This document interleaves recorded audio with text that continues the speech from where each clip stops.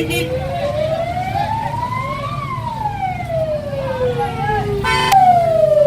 все, потушили.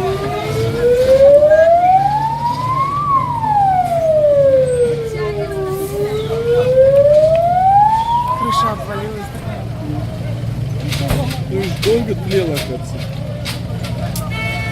Нехорошо то, что мы делаем, конечно.